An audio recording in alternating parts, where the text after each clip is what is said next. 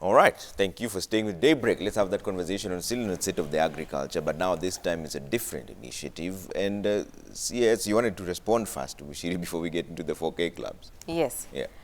I think I've gotten some of the concerns from Mushiri, and some of them are actually very positive, which of course need to have a more detailed discussion, especially from a federation perspective. And we are in government offices, and our work is to facilitate and ensure that, you know, farmers or any other party's interest or concerns are actually addressed. So maybe a more detailed, or maybe a sit down to be able to see exactly how we can be able to support them further to be able to do their work and also facilitate that of the farmers. Maybe just to make a quick response to some of the issues that he did while he was closing. There's the issue of of course, capacity for the county government staff. Again, that one I said from a technical perspective, that is ongoing. But of course, there's also the responsibility at the very county level of you know, the specific interventions that a specific county feels that they need to be able to prioritize. There's the issue of in terms of different interventions alongside critical areas within the different settings in the agricultural sector. Bearing in mind that the government does not work alone. Government works together with development partners and of course in consultation with the county government, other critical stakeholders, also the farmers. So it is a collective effort and a collaborative kind of an effort to be able to address different challenges. So in terms of, we have development partners, some like USAID, we also have AGRA, FAO. We have some partners who are addressing specific challenges. Maybe if it's an issue of governance within the cooperatives, if it's an issue of capacity in terms of a technical perspective to the county government staff.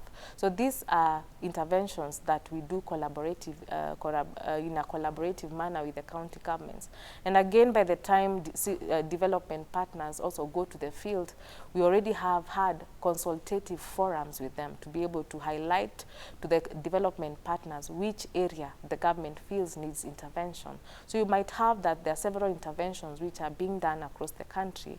They may not be done by the government itself, but they are being done in collaboration, because we are the ones also who feed the critical sectors with the needs that are there from the data that we have. So you'll find that there's an aspect of cooperatives in terms of the governance, maybe which is being carried out by a development partner. Remember, these development partners, we have sitting sessions with them, where we have the chair of the ARD, where we have sessions with them.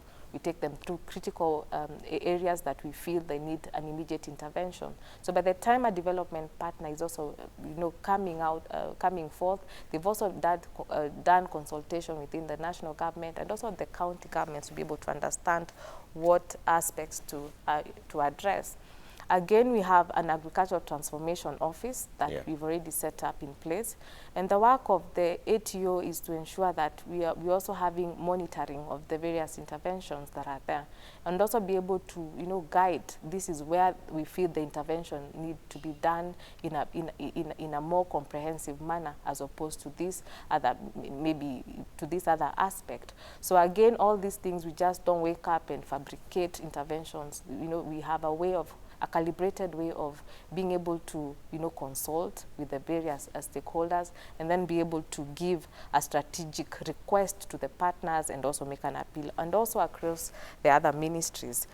The issue of taxation, it's a very biting issue, but what I may want to tell Mushiri is, consultations are still ongoing with the relevant, the county governments, the national government, the Ministry of the National Treasury. So the consultations are still ongoing. So, but the kind of concerns, the double taxations, and moving from one county to another, there's taxation, and maybe also at the county level, you're finding yourself being taxed, and also at the national level. So these are issues that we have again received from a consultative process, and discussions are underway to be able to come up with a conclusive kind of a guidance on how we can be able to facilitate trade, because our work is not to kill trade, is actually to be able to draw from the consultations and be able to facilitate. Yeah.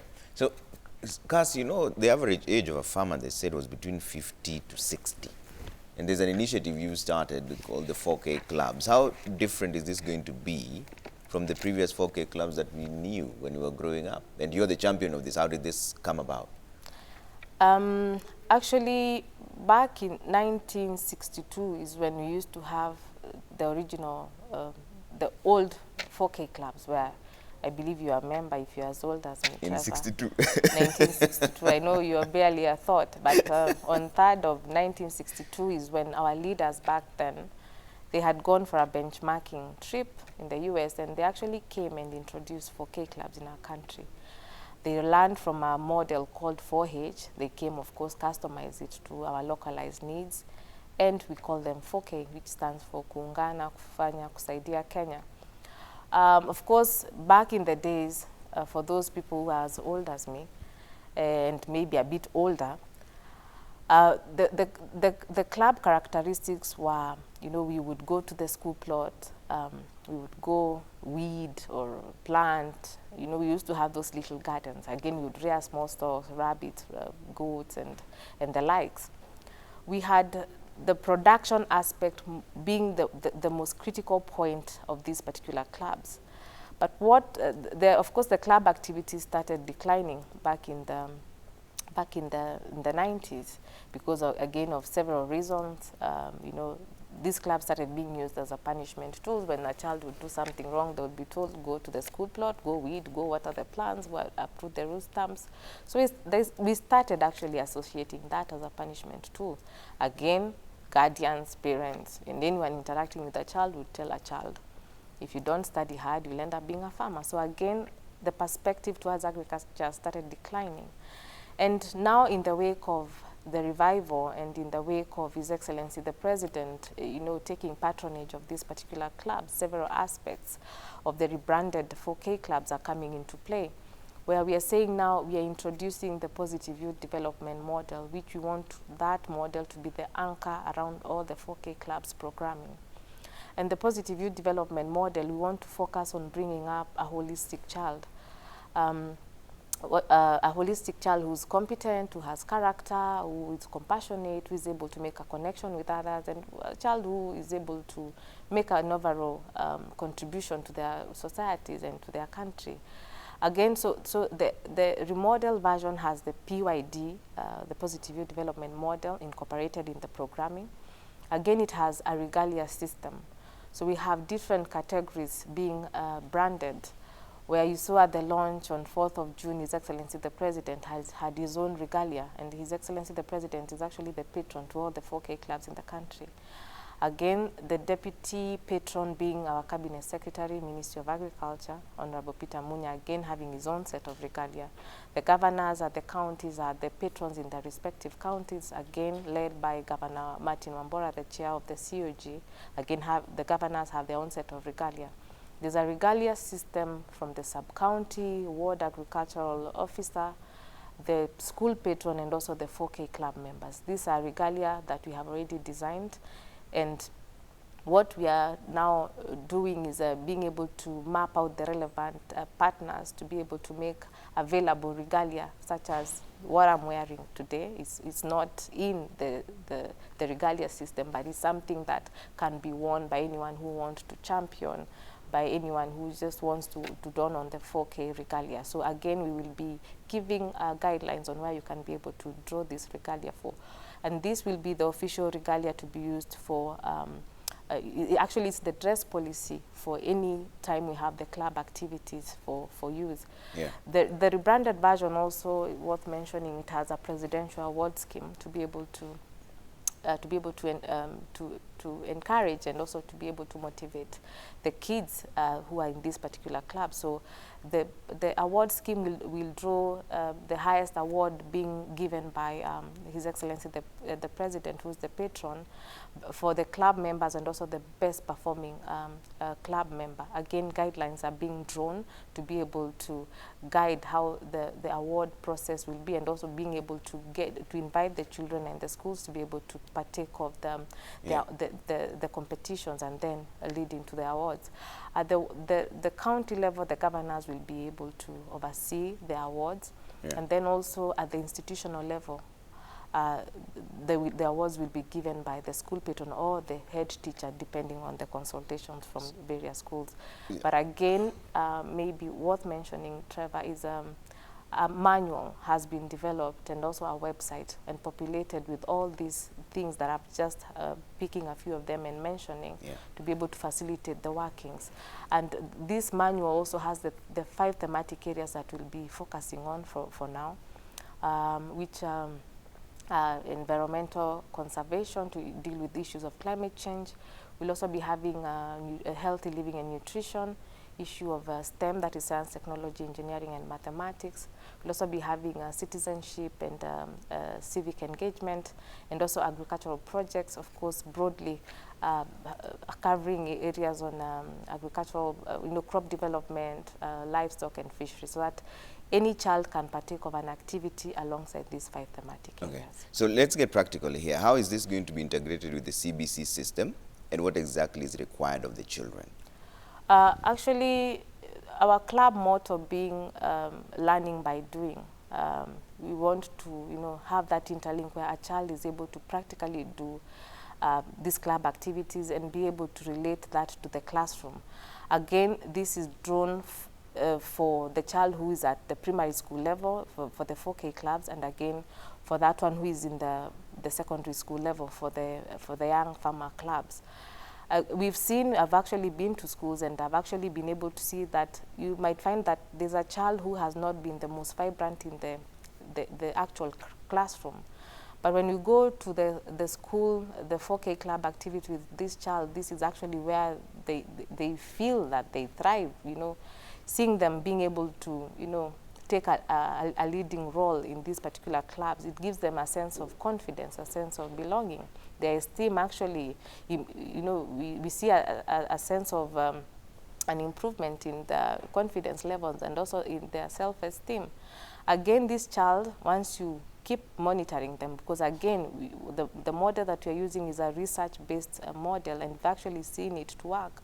You'll see that this child is actually improving in the classroom from a perspective of them building their confidence, and then also from a perspective of this child also being able to practically do something and be able to relate it to the classroom, because again, you grasp it better when you do it practically, and when it comes to the classroom, from just how we have been doing things. When you go to the field, you observe, and when you come to the classroom, you're able to relate because you have a visual and you also have a grasp of the processes of how you have been undertaking them. So it will also help, and it fits in perfectly with the CBC, to also be able to help the children to be able to relate better to their classroom. Yeah. Again, this is not an examinable activity.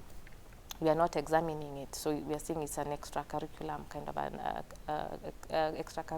of an activity, and we don't expect them to. We are not actually not examining them alongside the club activities. Yeah. We just want to give them a free space for them to explore, for them to learn, for them to discover what they are capable of, but of course guiding them, because we are saying the club activities, we are not dictating upon to a child that you have to get into this activity as opposed to this one. We want to just give them a free hand to choose the kind of activities that they want, of course, alongside the 5 thematic areas. And then our work as technical people, school patrons, is just to be able to give them the guidance. And the guidance has been given through the manuals. Okay. So, and what will be required of the teachers and even parents in this program? Our main appeal to the teachers and also to the parents is, the first point of learning for any child starts at home, and then when they leave home also there's the teacher who also plays a very critical role.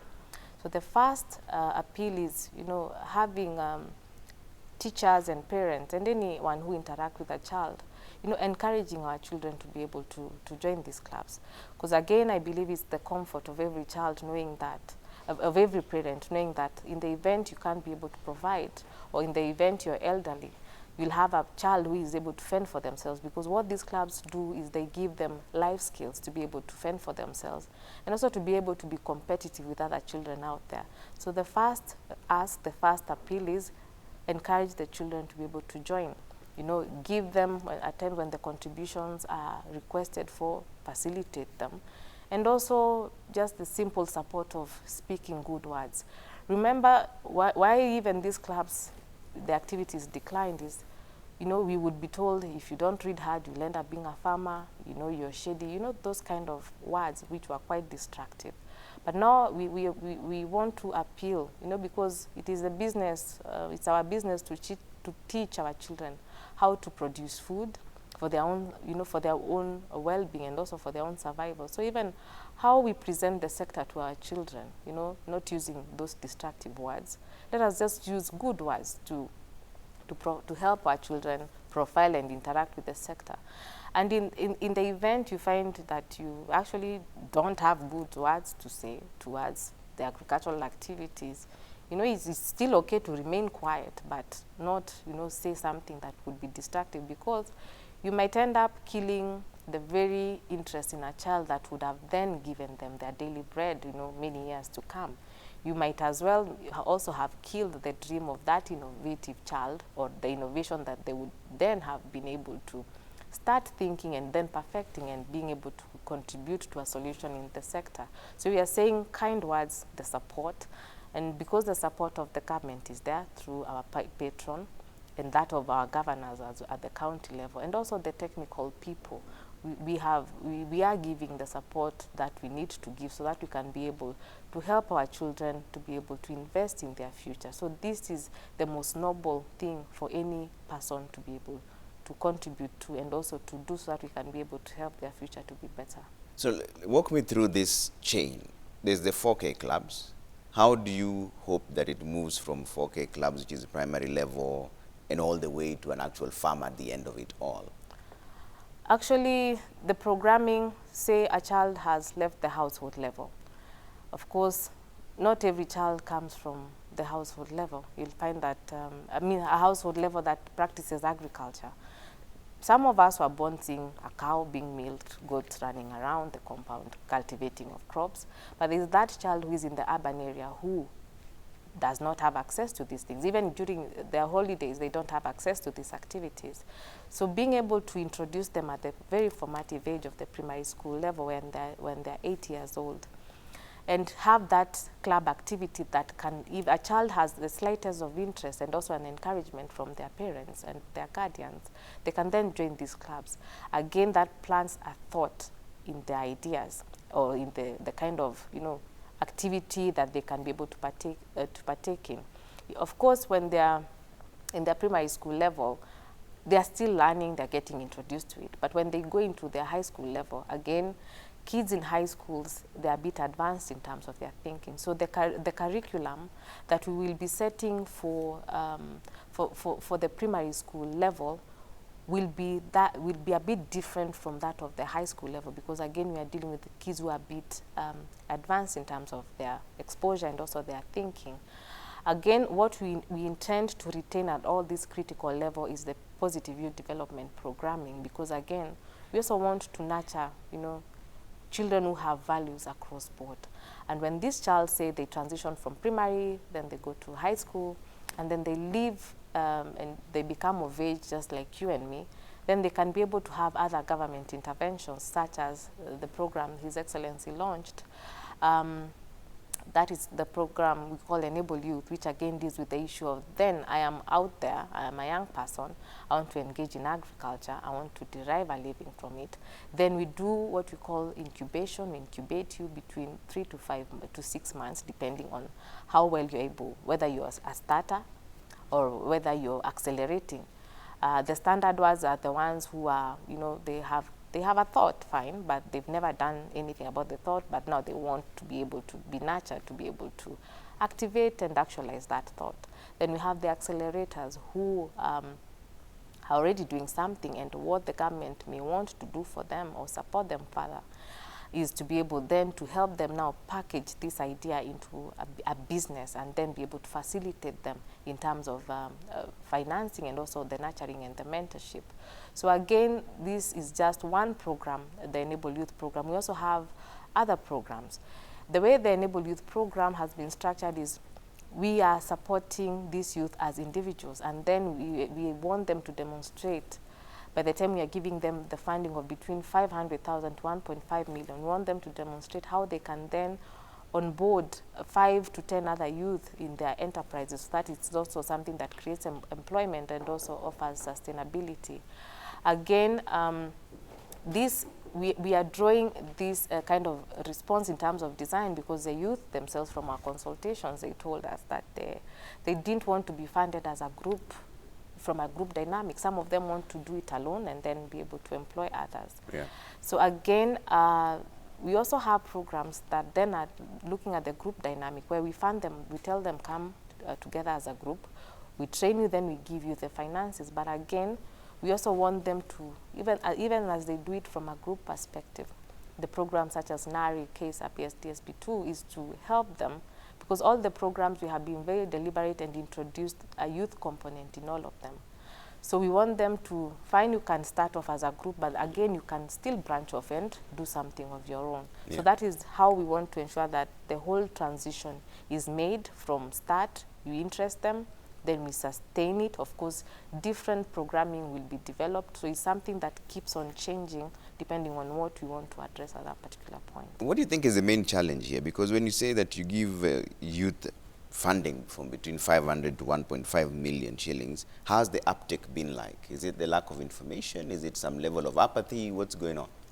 Actually, we were quite impressed because when we put up the call for proposal, we were targeting for the first cohort to have 520. And we actually got the 520. We are actually doing another call for proposal in late July, early August for the second cohort.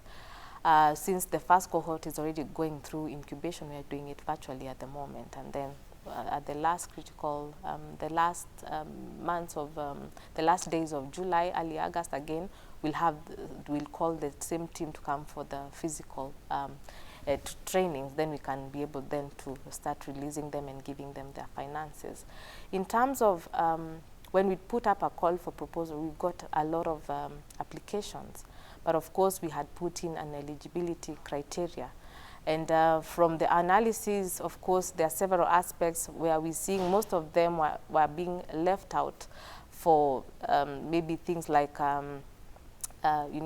things like the HELP, and some of them were in the CRB. But we are trying to see exactly how we can be able to also facilitate them, because our intention also is not to really lock them out. And at times we might find, as young people, we actually understand that you can find yourself in a critical state, not because you want, but the capability is not there. And also being one of them, being also a young person, we are also trying to push with the partners that we are working with to be able to be a bit to be a bit lenient so that we don't lock out someone who might have a good idea. Yeah.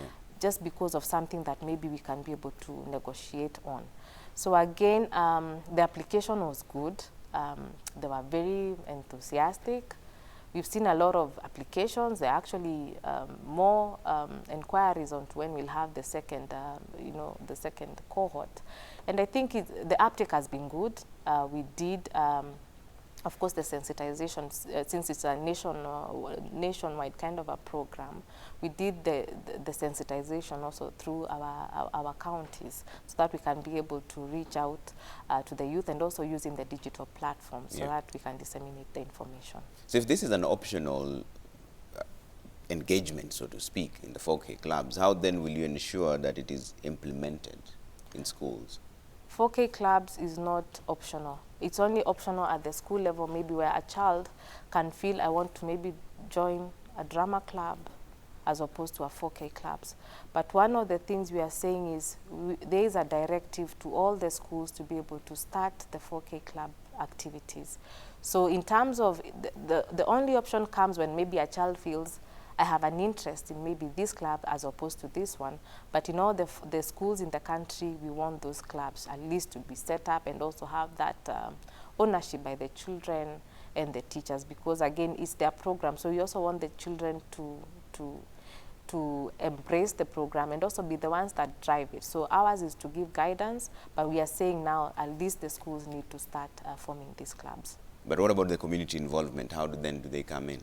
The community, how the communities come in, apart from the aspect of being able to support these children from a household perspective and also from a community setup, is within these schools. Like on Friday, I was in Nakuru at Njoro Girls. I was handing over the 55th aquaponics unit to the school.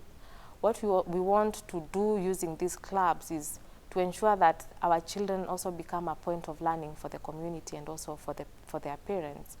Because here is where we are investing a lot of technologies, and also these kids are actually very switched on. They are quite brilliant. When you hear them explaining the processes, you'll be actually quite amazed at how they understand these processes. So we want to use that knowledge of the children to be able to transfer to their parents.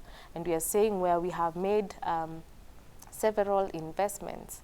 We want to open up these schools, of course, with the support of the Ministry of Education and that of the school management, to be able to use these schools as centers of excellence.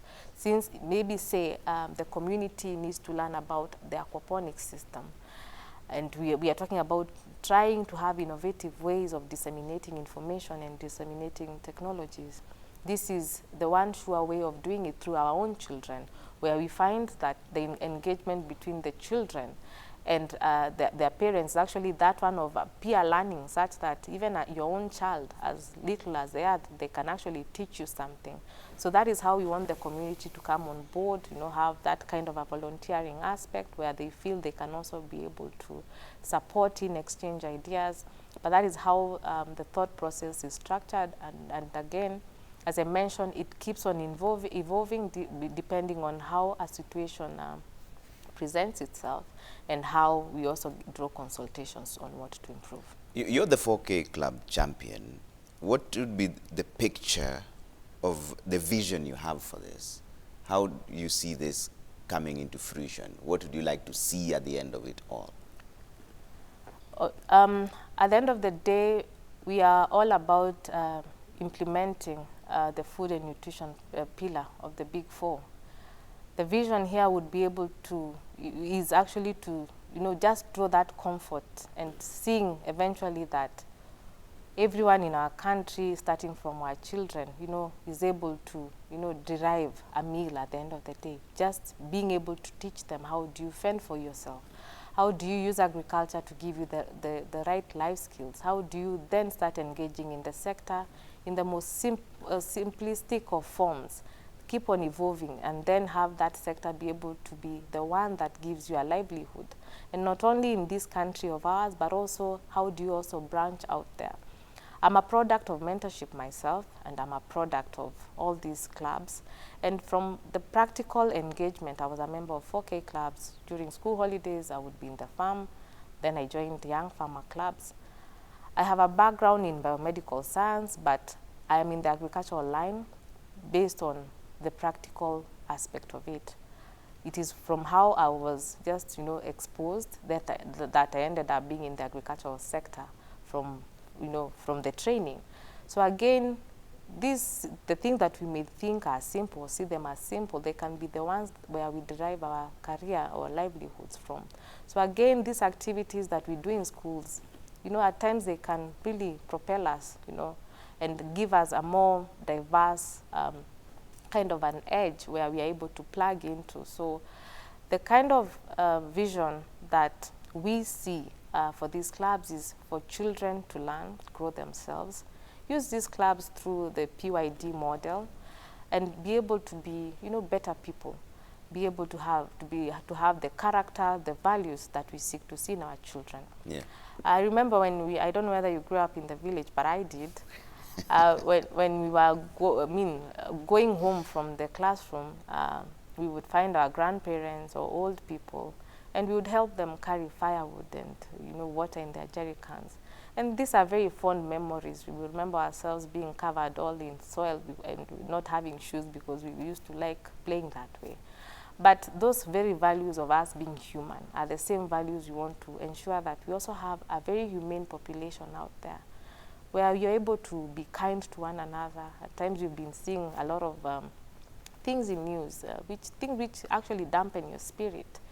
But we want to use agriculture through the PYD programming to be able to, grow a good group of humane children. Again, these kids through the PYD, we appreciate the fact that not all of them will end up in the agricultural sector, and it's okay. But what we are saying, we'll have a very compassionate doctor out there who will be always focused on saving human life, then other things later. So we are saying we want to use agriculture through the PYD programming to be able to build, an overall kind of a child, and that is where the vision is. That is what we would want to see. Okay. Yeah. Jacob Abere Matlala says, my question to Madam Kass is, they have revived 4K Club to cultivate the culture of agriculture production. Do they have incubation programs to absorb them, quote-unquote, the youths, to ADC lands like Galana Kulalu to avoid relying on overseas experts? Okay. I'll go back to the program Enable Youth.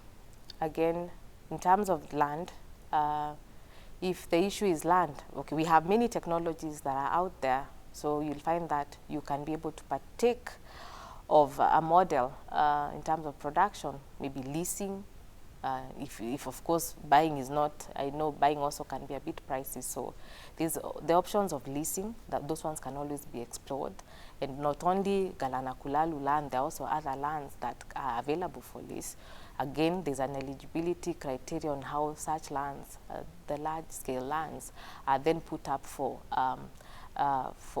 leasing and for access. Yeah. Again, I mentioned about the option of leasing, but again also there are also several technologies. And what we're also saying is we're encouraging the youth, maybe not all of them may want to get into production, fine. And if they want to get into production, there are also other technologies where you can find yourself growing something without even needing very little space or without even needing soil itself. We have seen those technologies, and they're actually being done by young people. So what we are saying is, even as that is being done, there is also the aspect of also diversifying in our thoughts. And then again, if they would be interested in being able to then draw financing, because again, this model of Enable Youth, we actually have 8 incubation centers across the country. Yeah. And this incubation center is where we will be helping the youth, to incubating them, mentoring them, helping them develop bankable business plans, and then we give them the financing to then go and implement what they have been taken through. Again, we have, as I said, we work a lot with partners, such that partners where we feel there's a deficit, we also tell them or consult with them to replicate a similar program so that we can cover more ground. There's a program which is being implemented, similar, I would call it a twin program to Enable Youth, which is being implemented through EU, through the KCIC, the Innovation Center.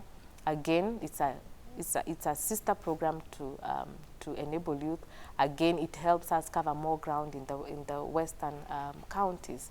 So again, it's just now, being able to have our youth get into these incubation centers, being able to derive in terms of the learnings and also in terms of the finances. And because also critical and timely access to information is quite key, we have been able to try and disseminate this information. We've actually been deliberate to disseminate through our digital platforms, from the ministry website to our pages within the ministry. So I would want to encourage them that they keep following these platforms so that they can be able to know when is the next call, even as we channel the information through the county governments. But there are those youth also who are quite large on the digital platform. So my encouragement to them is, keep on checking out for these pages so that you can be able to see the next call for proposal. All right. Let me see some feedback before I come to you for closing remarks. Anna says, just manage the market for farm produce and see more people venturing into agriculture.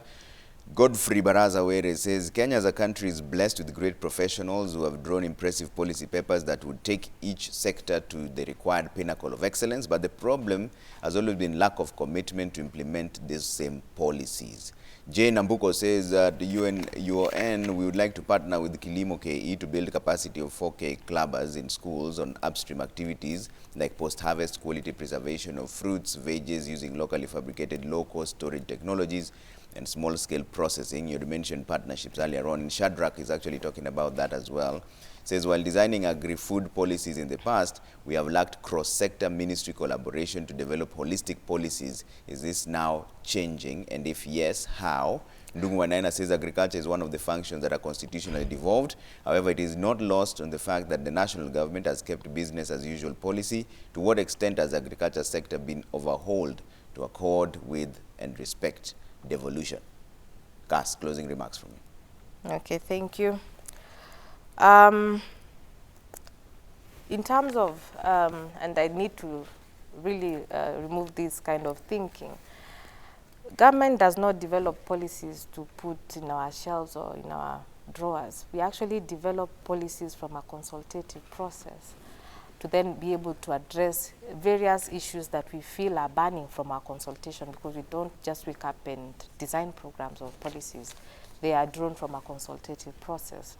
I'll give an example of the interventions, of course, for the youth interventions, drawing to the Kenya Youth in Agribusiness Strategy, where the interventions for the 4K Clubs revival are edged on, and that of the young farmers and that of the enable youth. Again, this is a strategy that was developed, and what we have been doing, these programs that we see are actually in an effort to be able to implement that particular strategy. But again, the implementation and the domestication of this strategy is quite key, even at the very county level, so that we can also be able to have our own localized kind of interventions. So what the national government does in consultation also, because we don't do policies by ourselves without consulting the county governments and also other critical stakeholders, is once we do the consultation, then there's guidance that is given, then the process is concluded from a very consultative process. So for purposes of knowing how the 4K clubs will be rolled out, we have formed a program implementation and coordination framework. Various committees have already been formed. At the very apex, we have the interministerial committee, who are drawn from 6 ministries. The chair of this committee is the cabinet secretary, Ministry of Agriculture, that is Honorable Peter Munya, and he sits there with 5 other ministers, the Minister of Water, Education, ICT, Environment, and National Treasury. That is the very committee, of course, consulting very closely with the Council of Governors. Then they channel the strategic policy guidance to the project steering committee, which is drawn from the PSs within these critical 6 ministries. And of course, we also have development partners consulting with us at that particular level to be able then to feed to the youth unit.